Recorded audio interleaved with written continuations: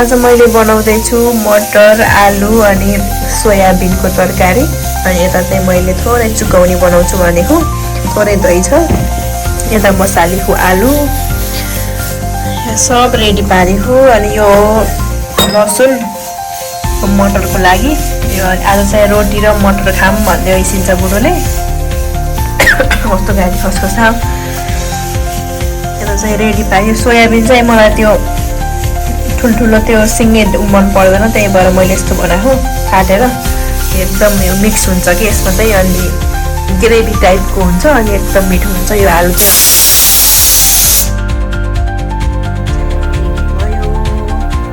के गर्छु देखाउँछु है त। मैले अब रोटी बनाउनको लागि पिठो राख्दैछु। आज सुक्खा रोटी र उसको मटर ग्रेभी खानु पर्यो के। कति खानु भात, कति खानु जति बेला सुकै भात। बुढाबुढीलाई कति चाहिन्छ, धेरै त हुन्न होला, यदि भए पुग्छ। आलु पनि रेडी भयो चुकौनीको लागि। अब मलाई चुकौनी बनाउँछु पहिला।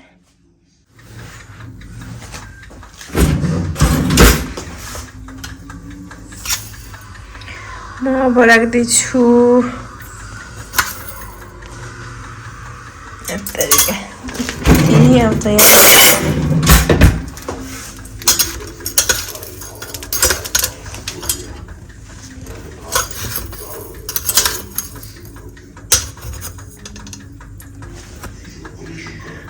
राख्दैछु थोरै यहाँ पहिले परिसकेछ जिरा र धनिया। अनि त्यस पछाडि प्याज राखेँ। रोटी सकेको सुरु भएपछि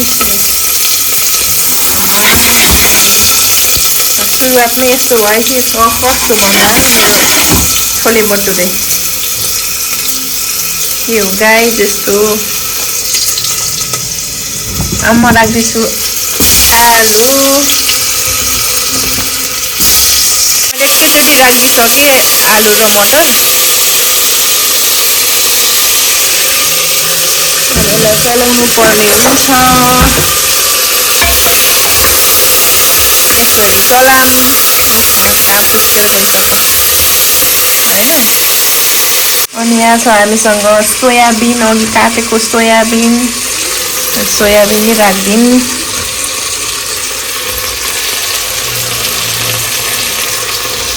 डल्लै छ सोयाबिन चाहिँ, ग्रेभी हुन यसले मद्दत गर्छ नि त, त्यही भएर।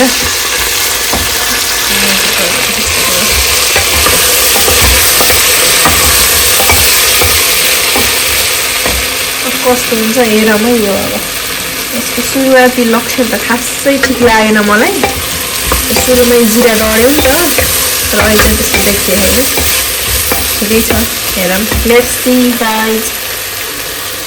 ल मैले नुन र बेसार राखेँ। मैले पछि यति बेलै राख्छु है नुन र बेसार चाहिँ। अब बल्ल यस्तो देख्न लायक हुन्छ कि कसको बानी छ यो पकाउने बेलामा यसो वरिपरि त पुछपाछ त गरिहाल्नु पर्ने के। यो एउटा रोग हो क्या हो क्या मेरो चाहिँ। अब कसको यस्तो रोग छ। यस्तो फोटो देखेर खानामा अब पर्ने नपर्ने त आफ्नो छुट्टै हो, तर मलाई चाहिँ अहिले चट्ट सफा होस् भन्ने हुन्छ क्या। यस्तो गर्दा चाहिँ वरिपरि चट्ट सफा बनाएर पकाम जस्तो हुन्छ कि। नखाए कि खाना नखाए नि खाउँ जस्तो होस् कि हेर्दै किचन।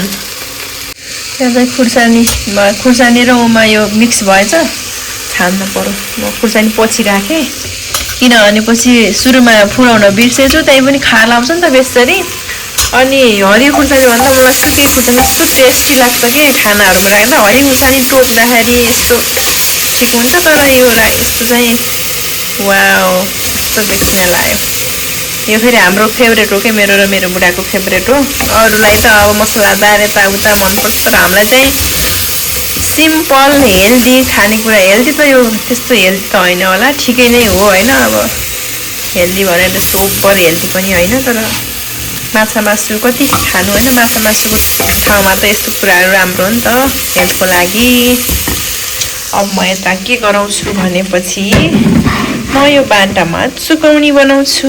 एकछिनमा भर्खर चाहिँ यहाँ पहिला यसलाई सिटी मार्ने ठिक्क पार्छु, त्यही भएर अब म राख्दैछु यहाँ चाहिँ लसुन मलाई त मसिनो गराएर चाहिँ खासै उलाउनु के किन सिटी लाउने हो नि त त्यही भएर खासै धेरै नराखौँ भन्छु रित्तै पो भएछ अनि यहाँ छ थोरै यता राखौँ यो चाहिँ थोरै मसला यो चाहिँ मसला र जिरा र उसको धुलो हो के यो के अरे कस्तो भन्नु नआएको गाउँघरे नेपालबाट ल्याएको धनिया र जिराको धुलो यो चाहिँ मिक्स गर्छु यसरी एकछिन है त म देखाउँछु यो चाहिँ यतिको भयो अब यसलाई धेरै नभुटौँ किनभने यो चाहिँ सिटी लाउने हो नि त ग्रेभी बनाउने त्यही भएर यसमा पानी राख्छु मैले अब अनि सिटी लगाउँछु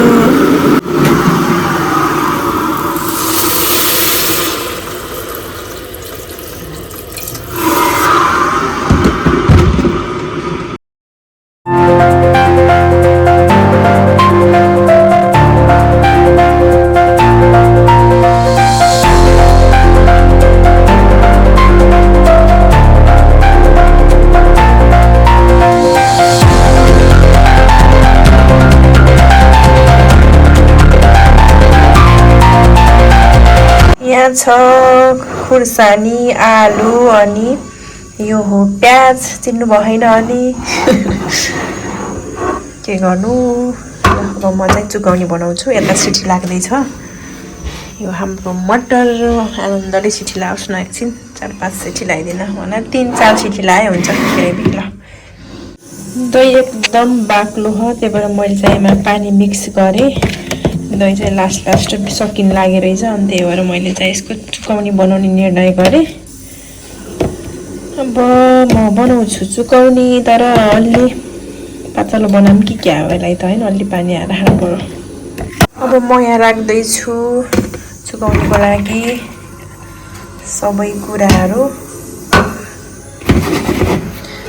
यति चाहिँ अलि लास्टमा माथिबाट राख्नु पर्यो यति अलि धनिया धेरै भयो कि क्या अलि धनिया धेरै भएको पनि ठिक्क भएको मिठो हुन्छ अलि धेरै भयो भने चाहिँ अलि अर्कै हुन्छ के यति चाहिँ टिपेर राख्नु पर्यो अब म यसमा मिक्स गर्छु के गरौँ भने पछाडि म चाहिँ थोरै धेरै त ठिक्क हुन थोरै मात्रामा डाउन अनि त्यसपछि म मिक्स गर्छु के राखौँ भनेपछि नुन स्वाद अनुसारको नुन यति त चाहिन्छ अनि फेरि म मेन भनेको चुकाउने भनेपछि दही नभए त हुने कुरै भएन साथीहरू अनि दही राखेँ मैले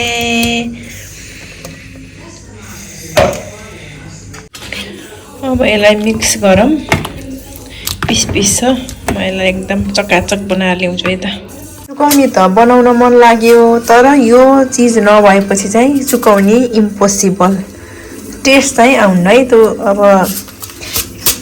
मेरो अनुसार मैले भने अनुसार चाहिँ तर यो बिना चाहिँ खासै बन्दैन ल सिटी लाउन लागि है यो म यहाँ चुकाउने धान्नलाई तेल रेडी पारेछु मैले यहाँ मेन भनेको दही अब सबै कुरा आफ्नो ठाउँमा छ तर मेन भनेको अब यति त यो कम्प्लिट भएन नि त त्यही भएर यो चाहिँ मेथी नजानेको भए यो चाहिँ हो मेथी यहाँ हुँदैछ तान्दैछ सिटी लाग्न लाग्यो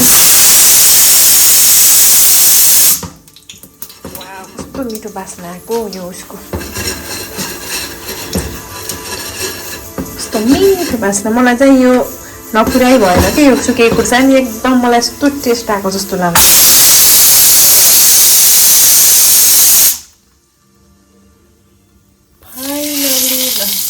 झानेपछि अब बल्ल कम्प्लिट हुन्छ चुकाउने यसरी यो चाहिँ मैले अहिले उ गर्छु के चाहिँ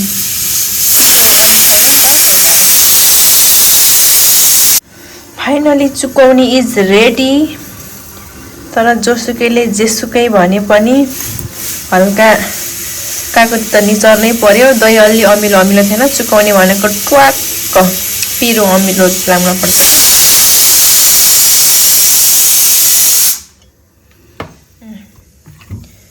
डाउन राखेर अलि कलर चाहिँ यस्तो भएको छ तर यस्तो मिठो हो मैले चाखिसकेँ ल रेडी भयो रेडी रियलमा कस्तो राम्रो देखेको तर यसमा चाहिँ अलि राम्रो देखेन ल यति भएपछि चुकाउने अब रेडी भयो है रेडी ल अब चाहिँ टक्क लाएर यो रेडी भएको छ योसँग क्या हामीले रोटी खाने यतिको रस चाहिँ चाहिन्छ कि हामीलाई एकदम दाल मनपर्छ त्यही भएर हामीलाई दाल पनि नपकाउन पर्ने तरकारी पनि नपकाउन पर्ने अनि त्यही भएर यसो मिसमास गरेर यस्तो पकाएको के वाउ फाइनली अब म चाहिँ फेरि उपस्थित भएँ चक्र बेलना पिठो लिएर रोटी बनाउनको लागि ल हेर मैले त मेरो रोटी कस्तो भन्छ